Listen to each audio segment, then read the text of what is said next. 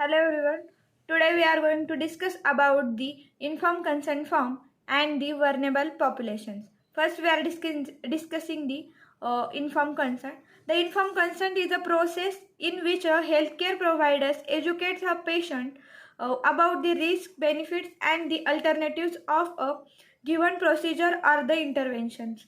The patient must be competent to make a voluntary participation or take a decision about whether to undergo the procedure or a intervention. Now we are seeing the definition of the informed consent, which is given by the ICH. That is the a process by which a subjects voluntarily confirm his or her participation in the particular trial after having been informed of all the aspects of the trial that are relevant to the subject's decision to the participant.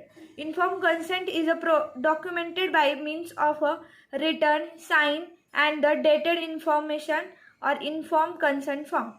Now, next one is what is the informed consent. The informed consent is a communication process between the researcher and the participant, and it starts before the research is initiated, and the informed consent is continued throughout the duration of the study, and it provides all the relevant information to the volunteer or the who is voluntary participant in the trials.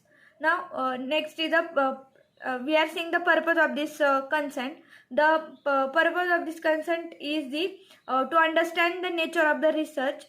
Second one is be informed of a purpose, risk and the benefits and the alternative therapies which are given to that patient or the participant, and make a voluntary decision about the participation. Now next one is a process of the consent. The one, it chooses the right environment and the location to obtain the consent, and second one is involve multiple healthcare personnel as a necessary. Next process is it include the family members in the process as a warranted, and fourth one is ensure that the subjects or a legally authorized representative is the competent, and ensure the subject or a LAR has a sufficient understanding.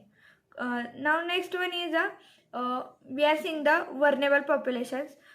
Let's see what is these vulnerable populations. The vulnerable populations include the economically disadvantaged, racial and the ethical minorities, the uninsecure or low income children and the elderly, the homeless and those with the human immunodeficiency viruses, that is HIV, and those with the other chronic health conditions including the severe mental illness. The vulnerability of this population are enhanced by the various factors such as race, age, sex, socio-economical status and the health conditions. Now next we are seeing the actual means what is the vulnerable populations. The it includes the younger and the older individuals. We also can consider as the vulnerable populations. In that the children are generally referred to as a vulnerable population because of their relative inabilities to adequate for their own interest and to protect themselves from the harm. The WHO identifies the children as being particularly vulnerable to the poor health outcomes due to the climate change, indoor and the outdoor air pollution, obesity, harmful commercial marketing, injury or violence, conflicted migration and the inequality. Now next is geographical areas are another geographical areas are the another vulnerable populations. In that the for the 46 million Americans who live in a rural communities, lack of the access of the challenges that is linked to the poor outcomes. Those who lives in the rural areas have the greater risk of the death due to the health disease, cancers, unintentional injuries, chronic lower respiratory diseases, and the stroke. The population with the limited income are also more likely to have the poor health outcomes.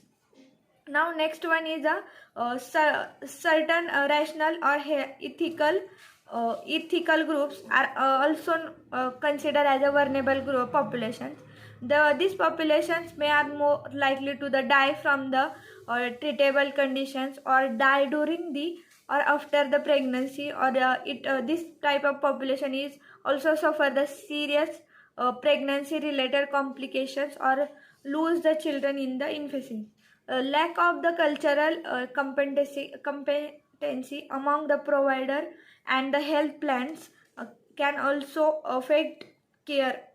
And one study found that the cultural differences lead to the patients to feel a sense of the powerlessness.